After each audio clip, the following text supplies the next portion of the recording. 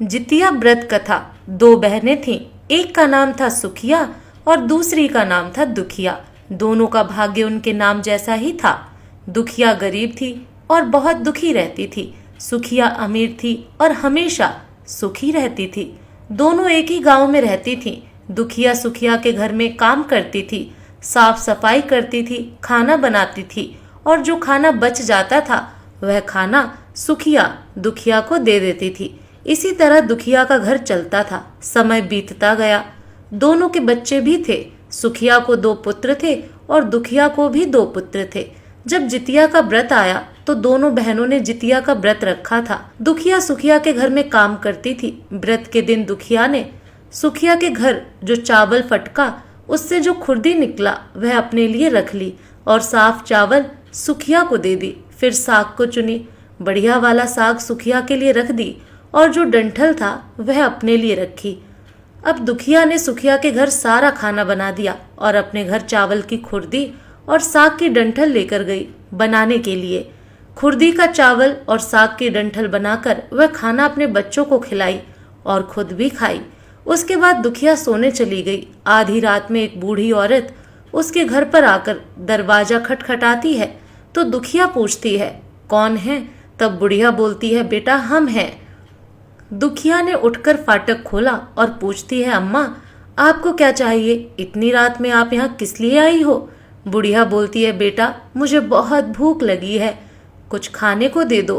दुखिया उसे घर के अंदर ले आती है और कहती है, हम लोग बहुत गरीब हैं, आज मैंने खुर्दी का चावल और साग की डंठल बनाया है, क्या आप खाएंगी?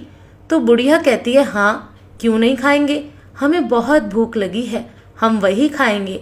दुखिया अंदर जाकर खुर्दी का चावल और साग की डंठल लाती है और बुढ़िया को दे देती है खाने के लिए। बुढ़िया खाना खाने के बाद कहती है कि मुझे अच्छे से कुछ दिखाई नहीं देता, इतनी रात के अंधेरे में मैं अपने घर कैसे जाऊंगी? तो दुखिया कहती है, कोई बात नहीं, आप यहीं पर सो जाइए, सुबह अपने घर चले जाना। तो बूढ़ी औरत दुखिया के घर में ही सो जाती है। फिर थोड़ी देर बाद उठकर बुढ़िया बोलती है, बेटा मुझे दीर्घ शंका लगी है, कहाँ करूं? तो दुखिया कहती है, मेरे घर में बाथरूम नहीं है, इसलिए आप उधर कोने में कर लीजिए। बुढ़िया पूछती है कि बेटा भड़बड़ करें या छरछर करें? दुखिया नींद में थी तो वह कहती है, माता जी भड़बड़ कर दो, मैं सुबह साफ कर दूंगी।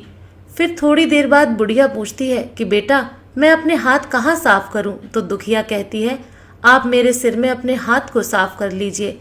जब सुबह होती है तो दुखिया को यह सब सपने के जैसा लगता है कि सोते समय मुझे कोई सपना आया होगा। वह ज्यादा कुछ नहीं सोचती और नदी में नहाने के लिए चली जाती है। जब वह नदी में नहाती है और अपने बाल धोती है तो उसके बालों से होते हुए जो पानी बहता है वह सोने का पानी होता है। आसपास की सभी महिलाएं यह देखकर चकित हो जाती हैं और कहती हैं कि तुम्हारे बालों से तो सोने का पानी गिर रहा है, क्या बात है? फिर उसे रात की सारी बात याद आती है। वह दौड़कर अपने घर की ओर भागती है, यह सोचकर कि उसका घर दीर्घ शंका से गंदा हुआ होगा, पहले उसको साफ करना होगा। जब वह अपने घर में जाती है तो देखती है कि घर के हर कोने में ढेर सारा सोना बिखरा पड़ा होता है।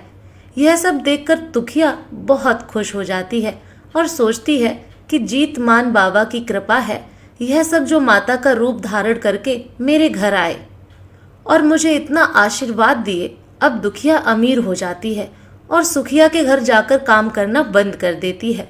दुखिया जब अपना व्रत पूरा करती है तो अपने पुत्र से कहती है कि जाओ मौसी के घर से तराजू लेकर आओ, यह नापने के लिए कि यह सोना कितना है। बच्चा बहुत खुशी से सुखिया मौसी के घर जाता है और तराजू मांगता है। तो सुखिया पूछती है कि तराजू पर क्या नापना है? तो बच्चा बोलता है, मेरे घर में बहुत ढेर सारा सोना है, उसी को मम्मी नापेगी। सुखिया कहती है, खाने के लिए तुम्हारे पास कुछ भी नहीं है और सोना नापोगे, मुझसे झूठ कहते हो? तो बच्चा कहता है, नहीं मैं झूठ नहीं बोल रहा हूँ। सुखिया सोचती है जब तराजू मांगा है तो कुछ ना कुछ तो जरूर नापना होगा, इसलिए वह तराजू के पीछे गोंद लगा देती है ताकि जो भी नपेगा वह थोड़ा सा इसमें चिपक जाएगा। दुखिया जब तराजू पर सोना नापती है तो कुछ सोने का टुकड़ा उस गोंद में चिपक जाता है। जब बच्चा तराजू लौटाने आता है तो सुखिया उसको उलट पुलट कर देखती है तो उसे तराजू में सोना लगा हुआ मिलता है। सुखिया सोचती है उसके घर में जरूर कहीं से सोना आया होगा, इसलिए वह कई दिन से काम पर भी नहीं आ रही है। सुखिया उसके घर जाकर देखती है कि आखिर यह सोना कहाँ से आया। जब सुखिया दुखिया के पास जाकर पूछती है कि तुम्हारे पास इतना सोना कहाँ से आया कि तुम तराजू मंगाई नापने के लिए, तो दुखिया उस रात की सारी कहानी अपनी बहन सुखिया को बताती है। दुखिया का मन एकदम सच्चा था, इसलिए वह सब कुछ बता दी। लेकिन सुखिया के मन में लालच आने लगा कि दुखिया के पास हमसे भी ज्यादा धन आ गया। अब अगले जितिया में मैं भी खरदी का चावल और साग की डंठल बनाऊंगी। फिर अगले साल जितिया का व्रत दोनों बहनों ने रखा। सुखिया के पास हर तरह का सुख था और धन भी था, फिर भी वह जितिया के दिन चावल फटक कर साफ चावल फेंक दी और खुरदी अपने पास रख ली। साग को तोड़कर पत्तियां फेंक दी और डंठल अपने पास रख ली और वही बनाई। खा पी कर पूजा पाठ करके सोने चली गई। फिर आधी रात में उसके घर में भी बुढ़िया आई और दरवाजा खटखटाती है। सुखिया उसका इंतजार कर रही होती है। वह तुरंत दरवाजा खोलकर बुढ़िया को अपने घर के अंदर ले आती है। बूढ़ी बोलती है, मुझे बहुत भूख लगी है, कुछ खाने को दे दो। तो सुखिया कहती है, मैंने खुरदी का चावल और डंठल का साग बनाया है। बुढ़िया बोलती है, कोई बात नहीं, मैं खाऊंगी। तो सुखिया परोस देती है। वह खाना खाने के लिए और सोने चली जाती है। बुढ़िया बोलती है, मैं घर नहीं जा सकती, मुझे दिखाई नहीं देता। तो सुखिया कहती है, कोई बात नहीं, आप यहीं सो जाओ। थोड़ी देर बाद बुढ़िया फिर बोलती है कि मुझे दीर्घ शंका लगी है, कहाँ करूं? तो सुखिया कहती है, वहीं कोने में कर लीजिए। फिर थोड़ी देर बाद बुढ़िया पूछती है कि भड़बड़ करें या छरछर। इस समय सुखिया को याद नहीं आता कि दुखिया ने क्या बोला था। तो सुखिया बोली, माँ छरछर कर दीजिए।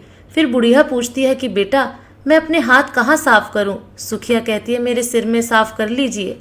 बुढ़िया अपना हाथ सुखिया के सर में साफ कर लेती है। जब सुखिया सुबह उठती है तो उसका पूरा घर गंदगी से भरा पड़ा होता है और उसके बाल में भी बहुत गंदगी लगी होती है। यह सब देखकर सुखिया बहुत दुखी हो जाती है और उसे बहुत गुस्सा भी आता है। वह अपनी बहन दुखिया को बुलाती है और उससे गुस्से में कहती है कि तुमने हमसे झूठ कहा और मेरा पूरा घर गंदा करवा दिया। तो दुखिया पूछती है कि तुमने क्या कहा था, भड़बड़ या छरछर? तो सुखिया कहती है, मैं तो छरछर बोली। तो दुखिया कहती है, यहीं पर तो तुमने गलती करी और तुम्हारे पास तो सब कुछ था, किसी चीज की कमी नहीं थी, फिर भी तुमने लालच किया। मेरे पास तो कुछ भी नहीं था, तुम्हारे पास तो सब कुछ था। तुम्हारे घर जीत मन बावा भेष बदल कर आए, लेकिन फिर भी तुमने उन्हें अच्छा खाना नहीं परोसा। मेरे पास तो कुछ भी नहीं था, इसलिए मैंने उन्हें खुरदी का चावल और डंठल का साग परोसा था। तुमने अपने घर आए भगवान का अपमान किया। सब कुछ रहते हुए भी तुमने साग और भात खिलाया। तुम्हारे पास सब कुछ होते हुए भी तुम्हें लालच नहीं करना चाहिए था, इसीलिए तुम्हारे साथ बुरा हुआ। दोस्तों, आपको ये कथा कैसी लगी कृपया कमेंट करके ज़रूर बताएं।